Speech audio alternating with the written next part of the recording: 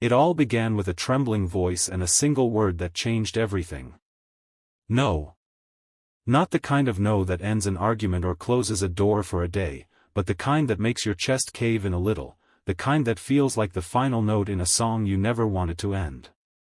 When Mia stood under that soft, golden streetlight on a cold February evening, her hands clutching a bouquet of lilies that had already started to wilt, she didn't expect her world to collapse so quietly.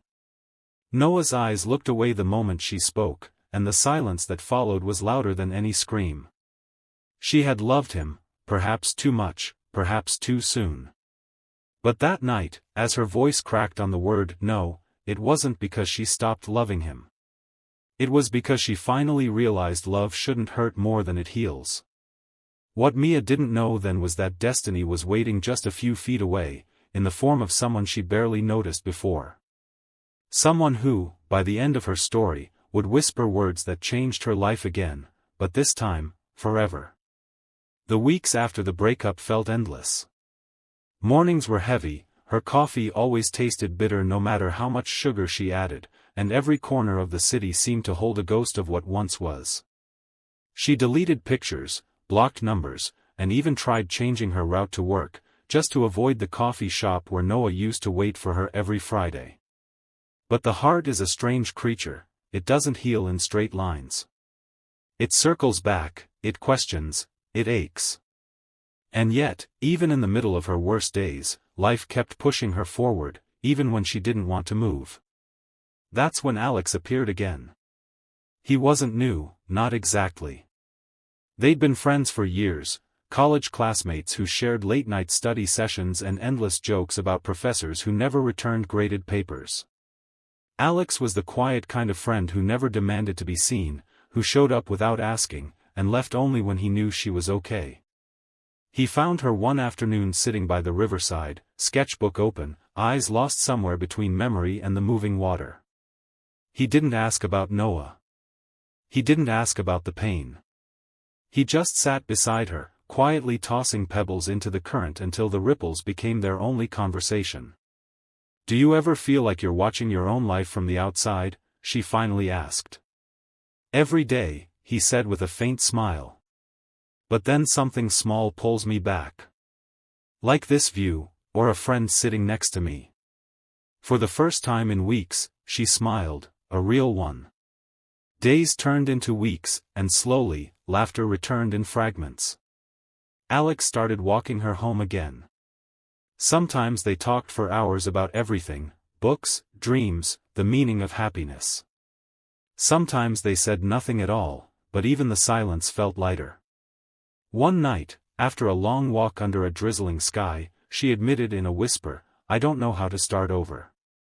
Alex looked at her, his voice soft but sure. "You don't start over. You just start different." That night, for the first time since the breakup, she slept without crying.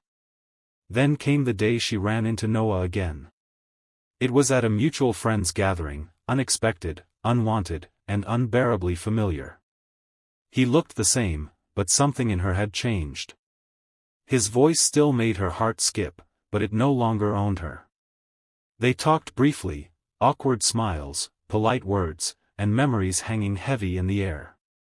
When she finally excused herself and stepped outside for air, Alex was waiting there, leaning against his car with 2 cups of coffee. "You okay?" he asked. She nodded. "Yeah. I think I finally am." There was silence between them for a while, just the soft hum of city lights and the faint rhythm of rain.